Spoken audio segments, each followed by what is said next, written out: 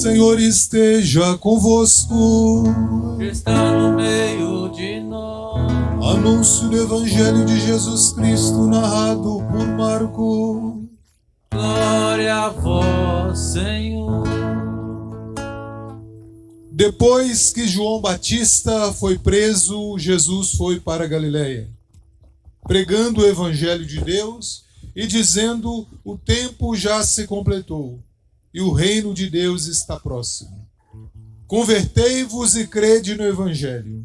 E passando à beira do mar da Galiléia, Jesus viu Simão e André, seu irmão, que lançavam rede ao mar, pois eram pescadores. Jesus lhes disse: segue-me, e eu farei de vós pescadores de homens. E eles, deixando imediatamente as redes, seguiram Jesus. Caminhando mais um pouco, viu também Tiago e João, filhos de Zebedeu.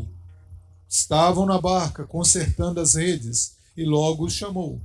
Eles deixaram seu pai Zebedeu na barca com os empregados e partiram seguindo Jesus. Palavra da salvação. Glória a vós, Senhor. Aleluia, aleluia, aleluia, aleluia, aleluia.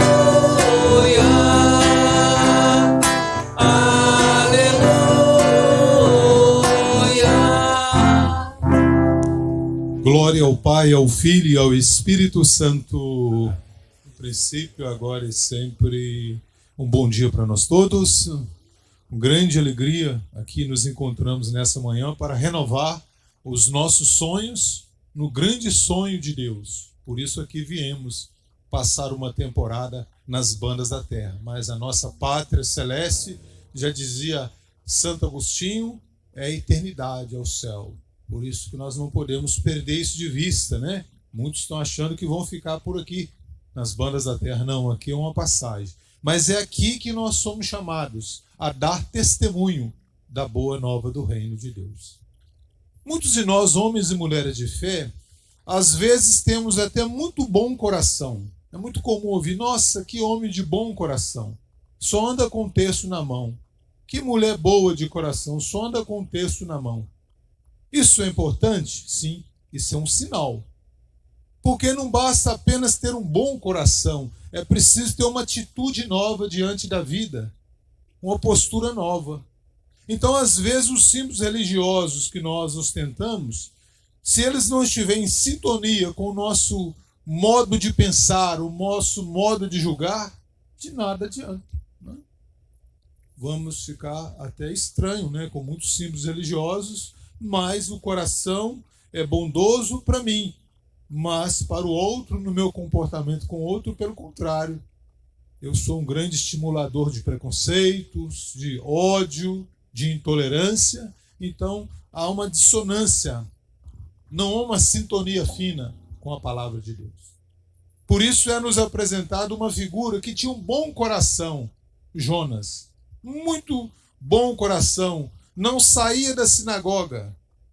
Mas quando ele é chamado para uma missão de ir a uma cidade parecida com Sodoma e Gomorra, onde não havia uma preocupação com a ética, com a justiça, e vivia moralmente o comportamento questionável do ponto de vista ético, Nínive, ele se recusa, não quer ir lá. E às vezes está como nós, no nosso dia a dia. Olha, fulano é pecador, fulano não é pecador. Aquele grupo de pessoas tem que queimar, tem que ir para a praça. Não, aquilo ali não vale nada, não. Às vezes nós estamos igualzinho Jonas num primeiro momento. E aí se recusamos a se envolver com essas pessoas. Porque eu sou o meu testemunho, eu desse jeito meu, eu comunico melhor Deus. É desse jeito. E tudo aquilo que parece-nos diferente, nós alimentamos preconceito. E Jonas não quis ir, não. Apesar de ter, no primeiro momento, assumido a missão de ir, mas quando ele chega lá no porto, ao invés dele ir para o ocidente, onde fica Nínive, ele volta para o oriente, ele vai para outra cidade, fugindo. E aí chega um determinado momento que começa uma tempestade terrível balançar o navio a ponto de jogar o navio, e o comandante do navio descobre que tinha um sujeito que estava causando todo esse tumulto lá, possivelmente um missionário, Jonas. E aí quando Jonas, né, é atirado ao mar, né, porque para trazer paz para o navio, né, e Jonas, e aí tem toda uma história que não cabe aqui entrar no detalhe. Só sei que Jonas vai cair na real, vai cair em si, mesmo passando todo aquele sufoco. Alguns, né, tradição bíblica diz que ele foi parar no ventre de uma barriga, né, a grande baleia, e lá ele repensa a vida, talvez fazendo o mesmo paralelo com Saulo de Damasco, que vai para Damasco e cai do cavalo, né? Paulo ali repensa a sua vida. E Jonas, no sufoco desse do mar, ele retoma a consciência que um médico veio para quem está com um problema de saúde, né? E lugares onde já se há um clima de fraternidade, de vivência do evangelho, que bom, que ótimo, da palavra de Deus. E ele então retoma e hoje vai de fato a Nínive, conforme nós aí acabamos de ouvir na primeira leitura. E lá em Nínive, embora cidade grande, parece que não é tão grande, né? É grande os contextos de época. Ele leva 3 dias para convidar aqueles que lá viviam a uma atitude nova diante da vida, que não precisava também querer acabar com a vida daquela forma. E ele obtém muito sucesso lá. Mas a grande mensagem que subjaz aí a esse testemunho de Jonas, e é o grande convite, né, para todos nós: quais Nínives precisamos ir? Quais ambientes nós estamos faltando em ser luz? E é nesses ambientes que Deus nos chama a testemunhar a boa nova. E não tenhamos medo. Muitas vezes seremos, como o próprio Jesus vai dizer, incompreendidos até por familiares. Aliás, até na comunidade de fé. Muitas vezes você querer ser honesto hoje, né, você querer ser reto, você é tido até como, né, carta fora do baralho. Mas é assim mesmo, né? Os homens e mulheres de fé, eles temperam a sua vida em Deus. Por isso que eles não têm uma preocupação de imediato em ficar agradando A, agradando B, agradando C. Aliás, quem passa a vida querendo agradar a todos não vai agradar nem a si no final. Nós temos que primeiro, se tiver que agradar a Deus, que é Deus que nos deu a vida. Não tem nenhum homem na face da terra aí, nesses contextos que vivemos, que quando precisa respirar um pouco mais para sobreviver mais, além da ciência, obviamente, se não for a bondade de Deus, não consegue. Porque é Deus que nos deu a vida. Ele sim que nós devemos eterna gratidão. Pois poderia ter vindo outras pessoas mais interessantes que nós. Se viemos, então, é porque nós fomos agraciados pela bondade de Deus. Deus achou graça de nós. E nós somos convidados, então, a dar sentido à nossa existência aqui, enquanto caminhamos pelas bandas da terra.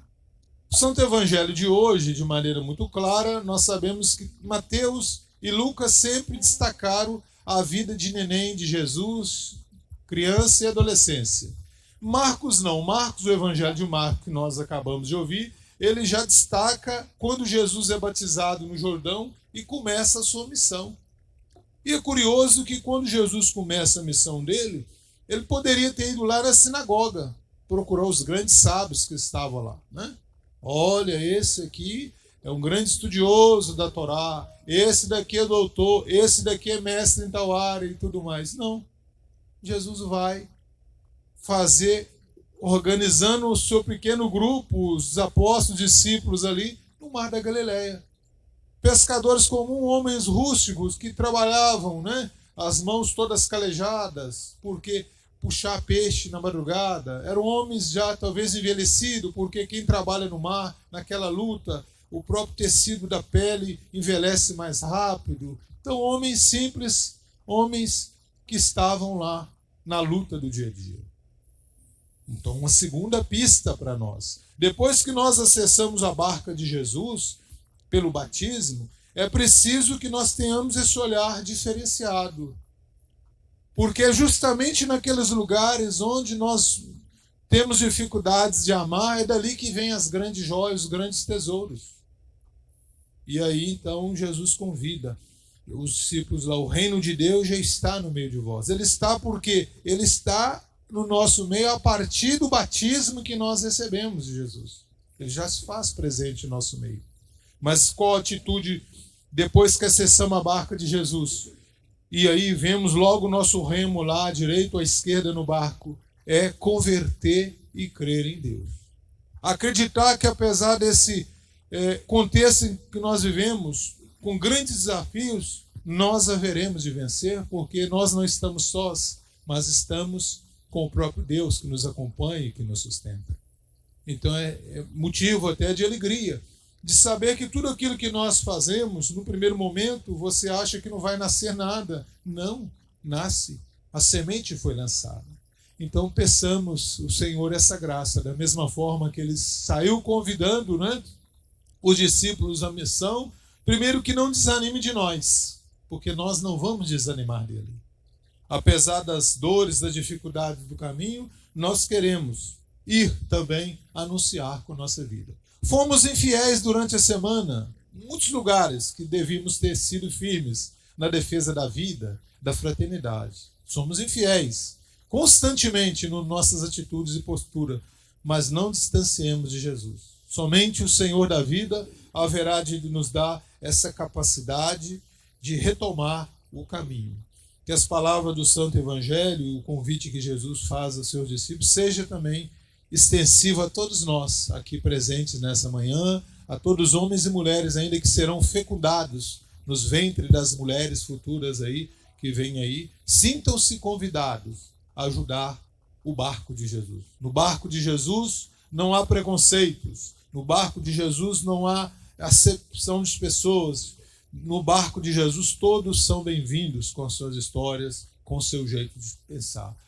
Uma coisa nos liga e é fundamental, é o amor. Tenhamos sempre amor a Deus sobre todas as coisas e o próximo como a nós mesmos. São esses os critérios que serão fundamentais. E quando acharmos que estamos abandonados pelos homens, não fiquemos tristes.